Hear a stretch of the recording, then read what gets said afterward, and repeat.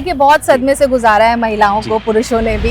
आप जैसे महिलाओं को देखकर लगता है कि वाकई उत्तर प्रदेश अब उत्तम प्रदेश बनने को अग्रसर है। हमें किसी दबाव में आने की और डरने परेशान होने की कोई भी आवश्यकता नहीं है। इतनी पावर हमें महाराज जी ने दी हुई है। 7 महीने में आपने क्या कुछ देखा, क्राइम रेट में किस तरीके से कमी आई है? पूरी महिला आयोग की टीम है, बहुत ही फायर टीम है। ऐसी घटनाक्रम आपके सामने आती है जो बड़ा चैलेंजिंग होती है आपके लिए, क्या लगता है वो चैलेंजिंग फैक्टर्स क्या होते होंगे? ये बहुत अवेयर करने की अभी भी आवश्यकता है। अच्छा, महिलाओं के स्वास्थ्य को लेकर राज्य महिला आयोग क्या कुछ कार्य कर रहा है? तो 28 महिलाएं चयनित हुई हैं महिलाओं के उत्थान के लिए, तो नो डाउट उनमें कुछ ऊर्जा होगी। मुझे कई बार लगता है कि बहुत परेशान हैं और किसी पीड़ा से गुजर रही हैं, तो बस उनको एक गले लगाओ। पुरुषों के साथ आजकल उत्तर प्रदेश में जो स्थिति हो रही है, मानसिक विकार वाली महिलाएं भी होती हैं जो इस तरीके की चीजों को अंजाम दे रही हैं। संस्कारों की कमी है, नैतिकता की कमी है, परिवार में स्नेह की कमी है कि महिलाओं के साथ अन्याय ना हो तो पुरुषों के साथ भी अन्याय ना हो। कि राज्य महिला आयोग आखिरकार है क्या और ये कार्य किस क्षेत्रों में कर रहा है? हमेशा से महिलाओं पे ज्यादा उत्पीड़न होता रहा है और इसीलिए निसंकोच महिला आयोग की आवश्यकता पड़ी है। उत्तर प्रदेश उत्तम प्रदेश बनने की ओर अग्रसर है। लगातार सरकारी योजनाएं बन रही हैं, पटल पर आ रही हैं और मुख्यमंत्री ये सुनिश्चित कर रहे हैं कि उन योजनाओं का लाभ लाभान्वित लोगों तक पहुंच सके। इसी बीच कुछ ऐसे भी किस्से सुनने में आ रहे हैं जो सबके रोंगटे खड़े कर देते हैं। अभी हाल ही में चाहे वाक्य मेरठ का हो, महिला उत्पीड़न से जुड़ा हुआ हो, चाहे पुरुष उत्पीड़न से भी जुड़ा हुआ हो, तो ये भी समाज में उत्कृष्टता और अलग ही एक मानसिकता को दर्शाता है। आज ऐसे ही कुछ विषयों की चर्चा करने के लिए मेरे साथ मौजूद हैं उत्तर प्रदेश महिला आयोग की सदस्य डॉक्टर प्रियंका मौर्य जी। मैम, बहुत बहुत स्वागत है आपका सी न्यूज़ भारत। धन्यवाद। आज उत्तर प्रदेश में एक अलग ही तरह का माहौल देखा जा रहा है। क्योंकि आप महिला आयोग की सदस्य हैं, सबसे पहला सवाल भी आपसे ही है, एक जो पुरुषों के साथ आजकल उत्तर प्रदेश में जो स्थिति हो रही है, चाहे मेरठ की हो, चाहे वाकई गाजियाबाद का हो, चाहे हाल ही में बदायूं का हो, क्या लगता है महिला आयोग अभी इस पर कार्य करने के लिए कितना सोचेगा, कितनी सजगता के साथ सोचेगा? देखिए, महिला आयोग निरंतर महिलाओं के उत्थान के लिए कार्य कर रहा है। उन पे हो रहे उत्पीड़न पे भी हम आवाज़ भी उठा रहे हैं और उनको त्वरित न्याय की प्रक्रिया में भी चल रहे हैं जी। जहाँ तक रही ये 2-4 केसेस की जिनकी आप बात कर रहे हैं, तो मैं ये कहूँगी कुछ मानसिक विकार वाली महिलाएं भी होती हैं जो इस तरीके की चीज़ों को अंजाम दे रही हैं। और सबसे बड़ा जो कारण मैं समझती हूँ आजकल के ज़माने में इस तरीके की चीज़ें हो रही हैं वो है सोशल मीडिया। सोशल मीडिया के माध्यम से ये चीज़ें कन्वे भी बहुत तेज़ी से लोगों को हो रही हैं। और दूसरा, ये जो ग्लैमरस वर्ल्ड बन चुका है, जो कि रील वर्ल्ड हो चुका है अब, तो महिलाएं अटेंशन पाने के लिए, या फिर हम ये कह लें कि संस्कारों की कमी है, नैतिकता की कमी है, परिवार में स्नेह की कमी है, आपस में एक दूसरे को समय नहीं दे पाने की वजह से जो खालीपन है उसको पूरा करने के लिए कुछ ऐसे माध्यम का सहारा ले रही हैं जो कहीं ना कहीं मोरालिटी से क्रिमिनलिटी में कन्वर्ट हो जा रहा है। तो ऐसे 2-4 केसेस को लेकर के हम ये नहीं कह सकते कि सारी महिलाएं खूनी हो गई हैं या एकदम से हाहाकार मच गया है। पुरुष प्रधान देश है, हमेशा से महिलाओं पे ज़्यादा उत्पीड़न होता रहा है और इसीलिए निसंकोच महिला आयोग की आवश्यकता पड़ी है। बट राज्य महिला आयोग ये भी सुनिश्चित करता है कि महिलाओं के साथ अन्याय ना हो तो पुरुषों के साथ भी अन्याय ना हो। अच्छा, राज्य महिला आयोग, क्योंकि जब सवाल मैम आता है राज्य महिला आयोग का एक सवाल आता है और उत्कृष्टता के साथ इस बात का जिक्र भी होता है कि राज्य महिला आयोग आखिरकार है क्या और ये कार्य किस क्षेत्रों में कर रहा है? जिन जिन क्षेत्र में महिलाएं हैं, चाहे वो उनकी उन्नति की बात हो, चाहे वो उनके उत्पीड़न की बात हो, हर क्षेत्र में हम काम कर रहे हैं। महिलाओं को सशक्त बनाने के लिए, महिलाओं को समृद्ध बनाने के लिए, उनकी स्वास्थ्य की सेवाओं के लिए, उनकी शिक्षा के लिए, उनके चेहरे पे स्माइल ले आने के लिए, यही है पर्सपेक्टिव राज्य महिला आयोग का, महिलाओं का खुशहाल जीवन के लिए। आपको चूंकि देखा भी जाता है, आप पहुंचते हैं, महिलाओं के बीच जाती हैं, अक्सर आपकी वीडियोस भी देखी जाती हैं जहां आप उनके बीच पहुंच रहे हैं। मुख्यमंत्री भी उसकी प्रशंसा करते हैं कई बार कि महिला आयोग के सदस्य हैं जो निस्वार्थ भाव से सेवा भी कर रहे हैं। आप जाते हैं, जेल के बीच जाते हैं, लेकिन कभी कोई अभिप्राय ऐसा होता है, कुछ ऐसी घटनाक्रम आपके सामने आती है जो बड़ा चैलेंजिंग होती है आपके लिए, क्या लगता है वो चैलेंजिंग फैक्टर्स क्या होते होंगे? उन चैलेंज को ही तो फेस करने के लिए हमें नियुक्त किया गया है। इतनी आबादी है उत्तर प्रदेश में महिलाओं की, लेकिन जो 28 महिलाएं चयनित हुई हैं महिलाओं के उत्थान के लिए, तो नो डाउट उनमें कुछ ऊर्जा होगी। और मुझे तो लगता है कुछ कनेक्टिविटी है मेरी।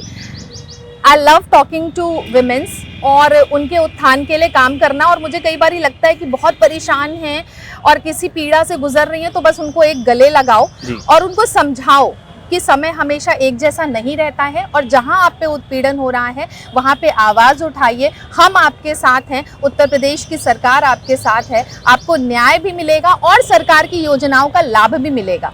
तो हम ये भी प्रयास करते हैं कि उनको अवेयर करें और सरकार की योजनाओं का लाभ भी पहुँचाएँ ताकि उनकी जीवन शैली अच्छी हो सके। जी मैम, उत्तर प्रदेश में स्वास्थ्य को लेकर काफ़ी चर्चा होती है। जब महिला आयोग का जिक्र होता है तो महिलाओं के स्वास्थ्य की भी चर्चा होती है। क्योंकि आप बाय प्रोफेशन डॉक्टर हैं, तो क्या कुछ सोचती हैं भी उत्तर प्रदेश में कितना कार्य करने की जरूरत है स्वास्थ्य को लेकर, महिलाओं के स्वास्थ्य को लेकर? देखिए, मेरे बहुत सारे ऐसे सेशंस भी मैं चलाती हूँ सेहत की बात डॉक्टर प्रियंका मौर्य के साथ। जब मैंने अपना कॉलेज ख़त्म किया तब से मैं इस समाज सेवा में हूँ और प्रैक्टिस के साथ मेरा ये प्रयास रहता है कि हम सेहत की बात करें और लोगों को उसका लाभ पहुँचा सकें, समझा सकें कि सेहत का कितना ज़्यादा महत्व है। और मैं तो आपके चैनल के माध्यम से महिलाओं को ये संदेश भी देना चाहूँगी कि 24 घंटे में से जैसे आप अपने घर परिवार के लिए, अपने घर परिवार के लोगों के लिए, घर के काम के लिए, साफ सफाई के लिए समय निकालते हैं, वैसे 1 घंटा खुद के लिए ज़रूर समय निकालें। मुझे लगता है वो इतना बेहतरीन कदम होगा। खुद को स्वस्थ रख पाना बहुत ही ज़्यादा चैलेंजिंग टास्क है। इस वजह से आपने देखा होगा कि बहुत ज़्यादा पुरुष जिम जाते हैं बट महिलाएं डरती हैं। वो भी जाने लगी हैं, काफ़ी जाने लगी हैं, बट अभी भी अगर हम अनुपात देखें तो वो जो रेशियो होगा वो 3:10 का होगा। अच्छा मैम, रेशियो का जब जिक्र होता है तो एक बड़ा ही अहम सवाल जहन में आता है। 56% 8 की एक दर थी जो 2021 का एक सेंसेक्स था, जो उसमें रखा गया था डेटा में कि उत्तर प्रदेश सबसे उत्तम प्रदेश है जहां महिलाओं के संग उत्पीड़न होता है पूरे समग्र भारतवर्ष में। और ये एक रेशियो था 56.8% का। अब चूंकि अभी 7 महीने हुए हैं, महिला आयोग का गठन हुआ है जिसमें नई चीज़ें बनी हैं, नए लोग आए हैं कमेटी में, अब आपको भी ज्वाइन करे हुए 7 महीने हुए, तो इन 7 महीने में आपने क्या कुछ देखा? क्राइम रेट में किस तरीके से कमी आई है, या फिर अगर क्राइम रेट बढ़ा है तो उसको किस तरीके से आप लोग उस पर वर्क कर रहे हैं? महिलाओं के साथ उत्पीड़न हो रहा है, यदि 75 के 75 जिलों में यदि टीम पहुंच रही है तो किस तरीके से कार्य कर रही है उनके साथ उत्पीड़न ना हो? देखिए, हम निरीक्षण पे जाते हैं और ज़्यादातर हमारी जो पूरी महिला आयोग की टीम है बहुत ही फायर टीम है। तो हम जब काम करते हैं तो हमारा औचक निरीक्षण बहुत ज़्यादा होता है, जिसमें हम हॉस्पिटल भी जाते हैं, कारागार भी जाते हैं, कस्तूरबा गांधी जाते हैं, ऐसे विद्यालय जो समाज कल्याण विभाग द्वारा संचालित हैं वहाँ भी जाते हैं। तो हमारा ये प्रयास रहता है कि जब हम औचक निरीक्षण करते हैं तो एक्चुअल चीज़ें हम फेस कर रहे होते हैं और फिर हम उससे समझ पा रहे होते हैं कि एक्चुअली में उनको क्या सुविधाएं मिल रही हैं। सिर्फ शिकायत करने से काम नहीं चलता है, हम ये भी ध्यान रखते हैं कि अगर कहीं कोई कमी है, कोई परेशानी है तो उसका निस्तारण और निवारण। अच्छा मैम, जब आप पहुंचते हैं तो लगता है आपको कुछ कमी ऐसी हो सकती है, मतलब बीइंग वेरी फ्रैंक, क्योंकि अब महिला आयोग के आप सदस्य हैं और महिला आयोग में समझता हूँ एक बड़ी इंडिविजुअल स्टैट्यूटरी बॉडी है जो वर्क करती है without any hindrances of the political connections और समथिंग। सो वहाँ क्या लगता है आपको, कुछ अभी ऐसी कमियां हैं मूलभूत जहाँ पर वर्क करने की बहुत आवश्यकता है सरकार को? बहुत आवश्यकता, देखिए मैं तो समझती हूँ कि जब से माननीय योगी जी की सरकार आई है उत्तर प्रदेश में, नो डाउट सरकार उत्तर प्रदेश उत्तम प्रदेश बन चुका है और महिलाओं के उत्थान पे हमारा बहुत ज़्यादा फोकस है। तो जहाँ पे भी जो भी कमियां रहती हैं उनको दूर करने के लिए हम बहुत सशक्त तरीके से महिलाओं के साथ खड़े होते हैं और हम शासन से भी मदद लेते हैं ताकि महिलाओं को ठीक तरीके से हेल्प मिल सके अगर कहीं कोई कमी बेसी है। प्रशासन भी हमारे साथ रहता है, शासन भी हमारे पास है, तो हमें बड़ा उससे फ़ायदा मिलता है उनकी मदद कर पाने में। और जो भी उत्पीड़न के मामले होते हैं उसमें महिलाओं के चेहरे पे स्माइल ले आ पाने का मतलब आप समझ पा रहे होंगे कि हम उनकी जो परेशानियां हैं उसका कैसे निस्तारण कर रहे हैं। ग्रामीण क्षेत्र की जो महिलाएं होती हैं जो शिक्षा से काफ़ी बहुत ज़्यादा जुड़ी हुई नहीं होती हैं, उनकी शिक्षा समग्रता के लिए क्या कुछ नैतिक कदम उठा रहे हैं? बहुत, देखिए बहुत अवेयर करने की अभी भी आवश्यकता है और मैं तो ये समझती हूँ कि हमारे पास अभी भी ऐसे बहुत सारे केसेस आते हैं जिनमें डोमेस्टिक वायलेंस के केसेस सबसे ज़्यादा होते हैं और साथ ही साथ में जो परिवार है उनकी भी बहुत बड़ी जिम्मेदारी बनती है। मैं हमेशा हर मंच से ये चीज़ कहती हूँ कि अगर आप अपनी बेटी की शादी कर देते हैं तो इसी से आपकी जिम्मेदारी नहीं पूरी होती है। आपकी जिम्मेदारी तब पूरी होती है जब आप उसको शिक्षित करते हैं, उसको अपने पैरों पे खड़ा करते हैं, तब वो समाज के लिए भी, उनके परिवार के लिए भी और राष्ट्र के हित में भी जाता है। 50% महिला शक्ति हैं और इस शक्ति का सही उपयोग अगर किया जाए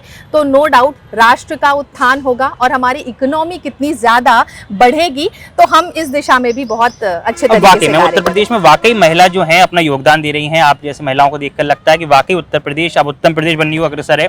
लेकिन जब ऐसे मामले सामने आते हैं, चाहे रेप कांड हो, चाहे महिलाओं से जुड़े हुए बलात्कार के अनेकों चीज़ें हों जो लिखी भी नहीं जाती, जो थानों में आज भी ये कहा जाता है कि दबाव में नहीं लिखा गया, तो जब ऐसे फ़ोन कॉल आते होंगे महिला आयोग में, तो महिला आयोग जब एक्शन लेता होगा, कई बार पॉलिटिकल दबाव पड़ते होंगे, तो उसमें किस तरीके से? हम किसी दबाव में नहीं आते।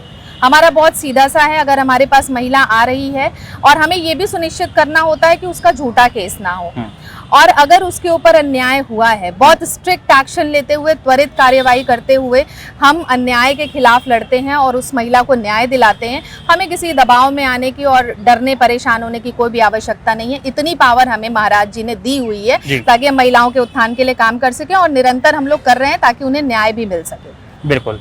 तो उत्तर प्रदेश उत्तम प्रदेश बनने की अग्रसर है, अब चूंकि महिला आयोग भी कार्य कर रहा है। एक आखिरी सवाल मेरा यही है कि महिला तो महिला है, यदि वो कोई आरोप लगा देती है तो कई बार इस पुरुष प्रधान देश में ये भी देखा जाता है कि महिलाओं ने आरोप लगाया और उसकी जांच होती रहेगी, लेकिन एक पुरुष जो है वो बड़े ही लंबे एक सदमे से ही गुजर जाता है। उसके लिए महिला आयोग क्या कुछ कार्य कर रहा है? देखिए, बहुत सदमे से गुजारा है महिलाओं को, पुरुषों ने भी, और तमाम ऐसे केसेस दब गए। पता नहीं कितनी महिलाओं को दहेज के उत्पीड़न के मामले में सूली चढ़ा दिया गया, मार दिया गया, जला दिया गया। तमाम ऐसे केसेस मैं मानता हूँ वो मार्मिक है, वो तार्किक भी है, मार्मिक भी है, लेकिन जो आजकल की घटनाक्रम हो रहा है, जो घटना हो रही है, इस पे भी बहुत स्ट्रिक्ट एक्शन लेते हुए उन महिलाओं के खिलाफ भी कार्रवाई होनी चाहिए, ताकि इसका ठीक मैसेज जाए समाज में कि इस तरीके की एक्टिविटीज को बिल्कुल भी बर्दाश्त नहीं किया जाएगा, क्योंकि उत्तर प्रदेश में माननीय योगी आदित्यनाथ जी की सरकार है। बिल्कुल। दर्शकों के लिए एक आखिरी संदेश महिला आयोग की तरफ से क्या कुछ हो सकता है? मैं तो यही कहना चाहूंगी, बहुत हिम्मत रखें और अपने जीवन को खुशहाल तरीके से बिताएं, क्योंकि जीवन सिर्फ एक बार मिलता है और हम सबको खुश करने के लिए नहीं आए हैं, लेकिन अपना दायित्व भी पूरी तरीके से निभाना चाहिए इस धरती पे। बिल्कुल, बहुत बहुत शुक्रिया डॉक्टर प्रियंका मौर्य जी, सी न्यूज़ भारत को अपना समय देने के लिए।